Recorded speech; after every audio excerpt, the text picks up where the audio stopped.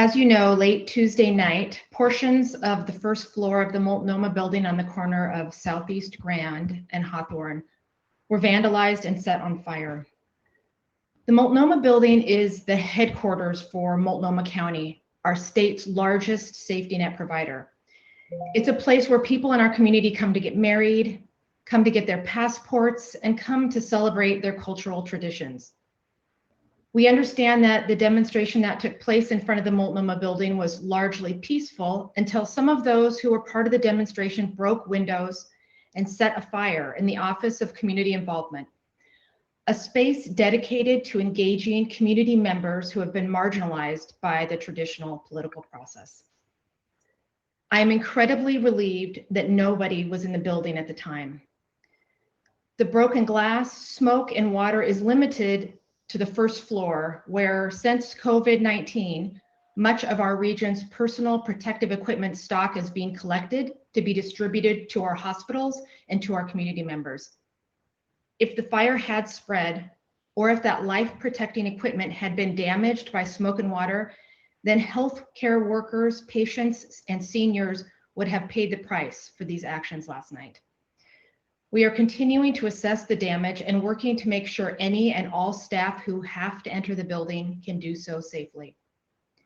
The Multnomah Building is the third county building that has been damaged over the last several months of demonstrations. Both the Multnomah County Justice Center and the Central County Courthouse have incurred damage to a total of more than $1.3 million.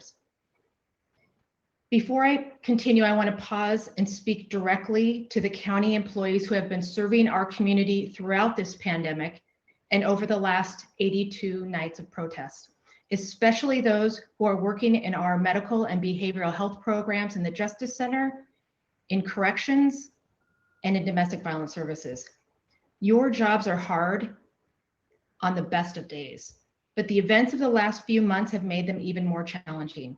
And yet you come to work, you show up every day, bringing your dedication, your compassion, and your resilience to serve those in our community who are in crisis.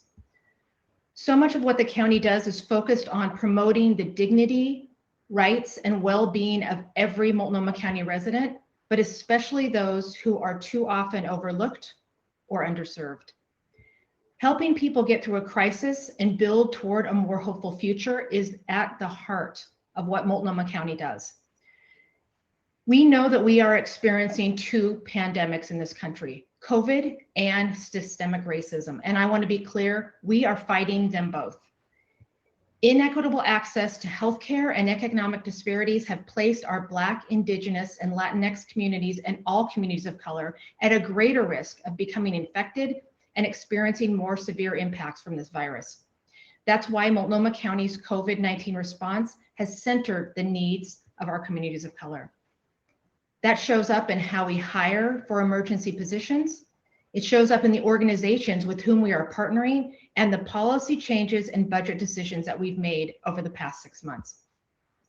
We are also in a moment in history where we as a community are seeking sweeping and transformative change in our criminal justice and safety systems. And I am committed to building a system focused on equity, diversion, restoration, and support. And at the same time, we know we must equally focus on the upstream investments that can change the future for thousands of children and families. That's housing, that's employment, and that's healthcare. We know that we have a lot of work to do. This county has been part of a violent and tragic history of oppression.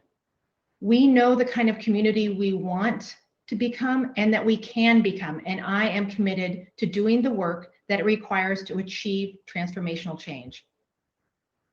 Our community needs to work with us, and that includes those who have been protesting for weeks to demand racial justice, police accountability, and a more equitable society. Multnomah County is committed to the reimagination, the reflection, and the hard work that it's going to take to get us there. And we can do that when we work together. Thank you.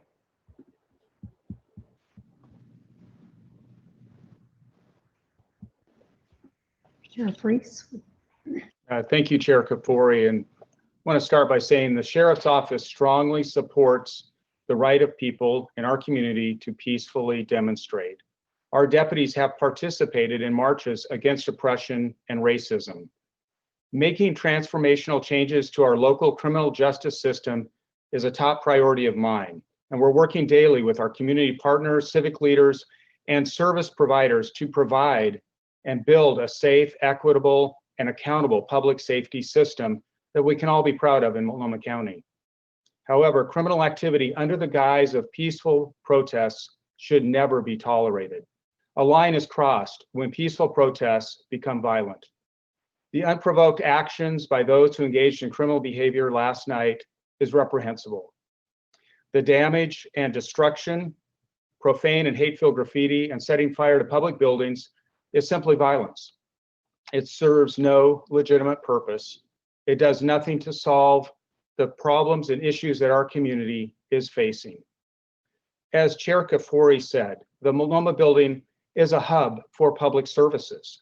It's ground zero for our battle in the fight against COVID-19, where the county's information center is housed and where PPE is stored and distributed. Communications are distributed throughout the county, across the region, and these services were all interrupted by the activities last night. Our investigations unit, along with our agency partners, are reviewing video and other evidence to identify suspects who engaged in criminal activity last night so that we can hold them accountable for their actions. In closing, I want to thank the Portland Police Bureau for their swift and professional response to last night's criminal acts, and I condemn the pattern of violence occurring nightly in our neighborhoods. Thank you. Thank you, Chair Kafoury and Sheriff Reese. I'm going to now open it up to reporters' questions. We would ask you to respect the other members of the media here and ask one at a time. If you'd unmute yourself and go ahead, and we'll follow up with any unanswered questions. Go ahead. Sheriff Reese, this is Maxine Bernstein from the Oregonian. We're at the, I think, 82nd or 83rd consecutive night. You said you condemn the pattern of violence that's occurring in our neighborhoods. What do you think needs to be done to stop this? What can be done? Well, honestly, if I had an easy answer to that, I would have shared it with our agency partners and probably bottled it and sold it across the United States, because cities everywhere are facing these challenges. And it's not easy. I think that all of us have a responsibility for public safety in our community, and not just the Portland Police Bureau.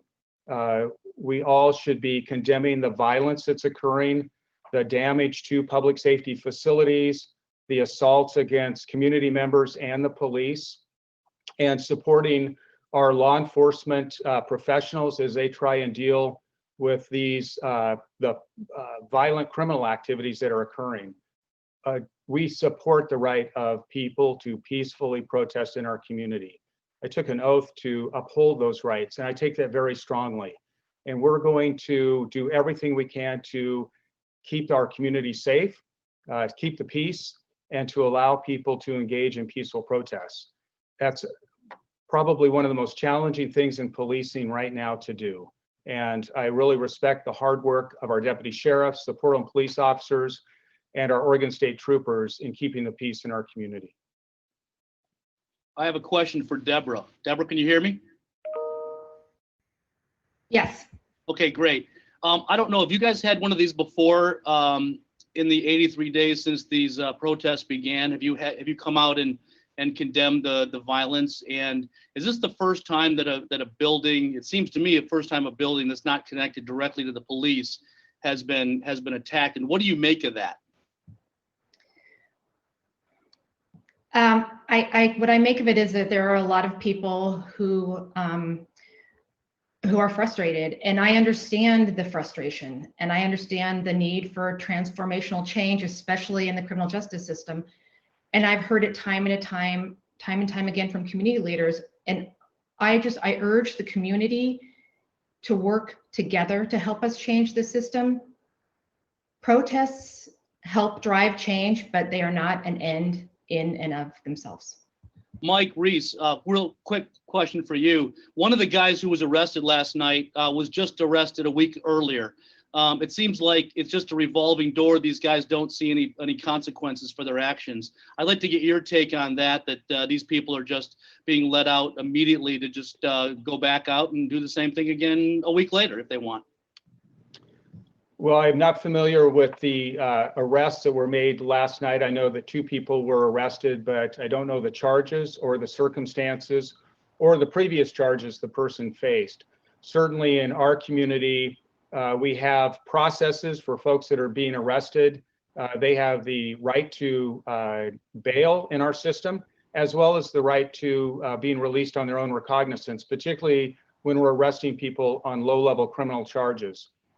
Again, I'm not sure what they were arrested for last night, but if it were low-level criminal charges, then they're going to be released on their own recognizance, likely to face arraignment and accountability later as the district attorney files charges and the courts adjudicate the matter. So the court system is working.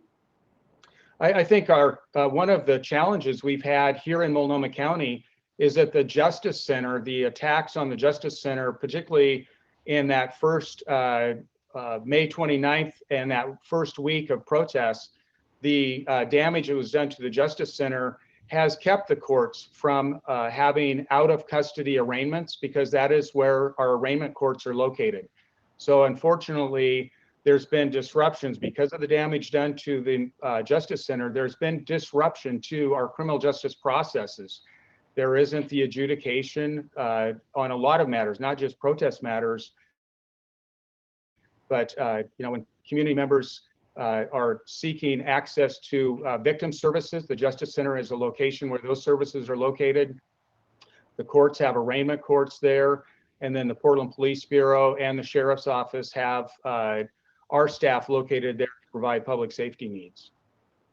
And Gordon at KGW, if I could ask a question of Chair Kafoury. Chair Kafoury, Sheriff Reese spoke a little more directly to those who are doing damage, setting fires, breaking windows. Would you do that as well? What do you have to say directly to those who hurt the building last night and have done damage in the past? Well, what I would say is that what happened last night at the Multnomah Building does not help us move the work forward and create the change that people are demanding. I have been and will continue to work with community leaders and organizations to take tangible steps that advance the work that we need to do to address inequities and injustices. And we need the community's involvement, but attacking the community involvement office and burning it is not helpful. Thanks. Thank you for that. And if I could ask Sheriff Reese just a quick question as well. Sheriff, you were asked, what can you do about this? What can change? Is there any kind of strategy that allows something to be stopped before it starts? I mean, that seems to be the problem. We have these protests, and then down the road late at night, a smaller group starts doing damage. Can't that be shut down? And isn't there any strategy to shut that down before it starts? Well, I think we saw last night the Portland Police Bureau respond swiftly and professionally once the fires were started and entry was made into the facility. Before that, it was largely a peaceful protest where people were in the street and engaged in relatively peaceful activities. And then it escalated into violence, and the Police Bureau responded appropriately to that. Again, these are events that are incredibly challenging for the police. We have to be fair and consistent in how we apply the law, so we're treating everybody the same. We have to be proportional in our response to the violence. We have to manage the few people who are engaged in violent activity when there may be a larger crowd that is present and not engaged in violence and maybe largely peacefully protesting. So again, I really commend the Portland Police Bureau, our deputy sheriffs, and the Oregon State Troopers for their good work in trying to manage really complex situations. Sheriff Reese, this is Alex Zielinski with the Portland Mercury. Just kind of going off of what you just mentioned, and before you thanked Portland Police for having a swift and professional response to last night. Some videos taken from last night's protest showed officers beating protesters with batons, but not arresting them for being in the streets. Obviously, it's hard to see the whole picture through these clips, especially if we're not on the ground. But I'm curious if these responses are to setting a fire and to breaking into the building were appropriate in your mind. Well, certainly we're seeing from people in that protest crowd violent behavior directed not just at facilities, but at community members and at the police. You've got people that are armed with rocks, balloons filled with paint. I've had, with our deputy sheriffs at the Justice Center, rocks and glass bottles thrown at us, ball bearings shot at us. The violence directed towards our law enforcement professionals is simply reprehensible. And there's accountability systems in place. If people have concerns about how the Portland Police Bureau responded, there are certainly strong accountability systems in place to deal with that. Sheriff Reese, Zane Sparling with the Portland Tribune. I understand the recent Multnomah County budget included some cuts to your office. There were cuts in the booking department, corrections lieutenant, school resource officer, shutting down another jail dorm. You mentioned that people in this county are often let out on recognizance, and of course, the number of jail beds has a huge impact on that. So I was wondering, do you think that those cuts have made your job harder?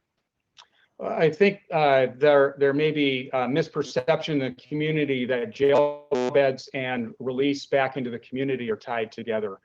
The release of people back into our community is set by the presiding judge's order, and that guides the decision making that happens with our Department of Community Justice staff located in the jail.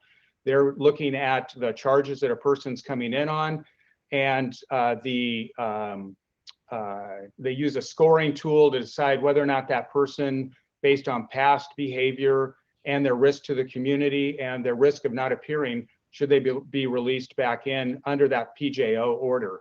So that's what's guiding release decisions in our community. And then once a person makes it to arraignment, so if they stay in custody, then they're arraigned before a judge who again has an opportunity to take an independent look at each person and decide whether or not they should be released and how they should be released. We support the pretrial release supervision program. So often judges will release people back into the community with some sort of supervision mechanism in place. And again, we're a part of that along with our partners at the courts and Department of Community Justice.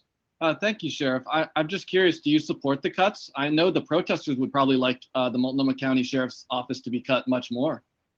Well, I think it's really challenging to look at reducing our public safety systems, particularly our jail systems in a pandemic. We're trying to create safe housing for everyone in custody. We've actually spread people out in our housing modules so that they have more physical distance between them. We're working closely with the chair's office on finding that right balance. Sheriff Reese, this is Sarah Hurwitz with Channel 12. Thank you so much for handling all of these questions thrown at you. I'm curious, does this change your approach at all? The Sheriff's Department's approach in handling these protests now with the county building that's been targeted? The short answer is no. We're focused on protecting the adults in custody and the staff that work with them, providing rehabilitative services at the Justice Center, and then working with the Portland Police Bureau to ensure the safety of our public safety buildings in the downtown core area. As the chair mentioned, the Multnomah County Courthouse has come under attack, as well as the Hatfield Courthouse. We're working with system partners on creating a safe space there, particularly for occupied buildings like the Justice Center, where we have a moral obligation and a legal obligation to protect the adults in custody and the staff that work there. Sheriff, it's Joe English from KATU. Are citizens simply to expect that protesters and rioters get to go wherever they want, do whatever they want in the name of protest? And the second side to that question, what kind of reconnaissance is being done, if any? I know you can't give away your secrets, but what kind of prep work is being done to perhaps stop this before it happens? Well, again, I think the easy answer to that is that we as a community support the right of people to engage in peaceful, lawful protests. I think that's a hallmark of a healthy democracy, when people can express their voices and their concerns about a variety of issues, whether it's a labor protest, an issue at a school, or a march against government. We support the right of people to engage in those peaceful protests. It's challenging work. Often there are protests almost every day in Portland, and often they need no police interaction. They're able to manage those events safely, and the police may not even be aware that they're occurring when there is a need for public safety to be present. So often we will get people that want to engage in a demonstration calling us and asking for assistance in creating a safe space, so stopping traffic from flowing into that area. We're there to assist them and protect them. In other times, when there is the possibility of criminal activity, we're there to maintain the safety of our entire community and balance the competing rights that we enjoy in our community. As I said earlier, it's really complicated work. We support the right of people to peacefully protest, but there's also other rights that people have in our community. The right to use our public transportation systems and get safely from one place to another.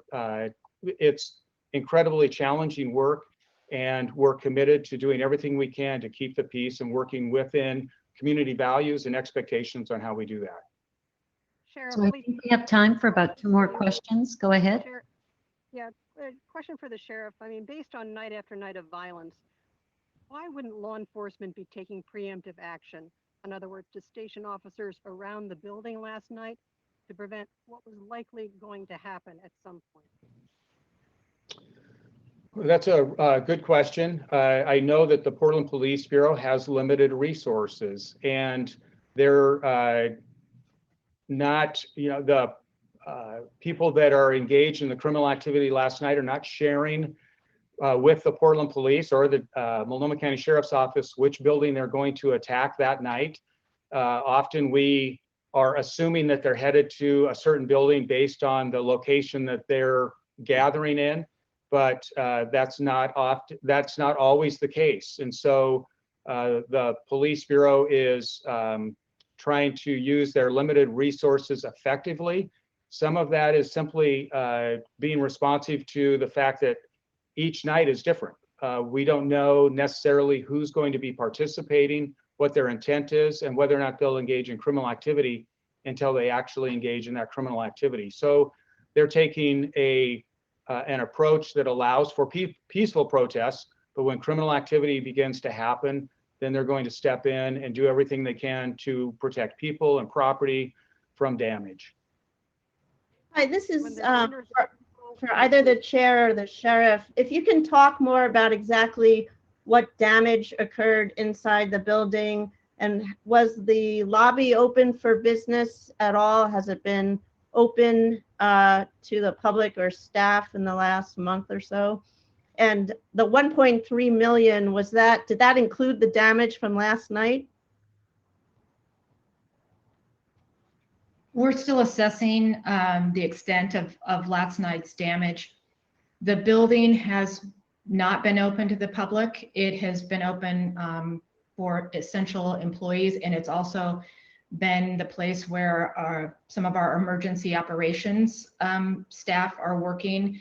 As I said, we have been stocking and stockpiling personal protective equipment, PPE, in that location, and that's being distributed to community organizations and to healthcare and hospitals. The 1.3 million, it's my understanding that does not yet include the damage from last night, as we are still trying to assess the financial impacts of that. And I don't know, Sheriff Reese, if you have any other details on the damage that occurred last night. I do not.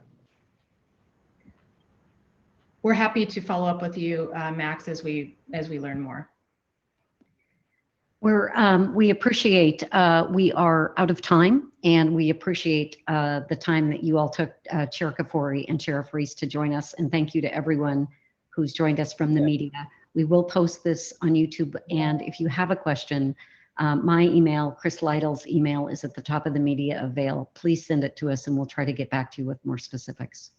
Thank you everyone for coming. Said recording. Thank you. Bye-bye.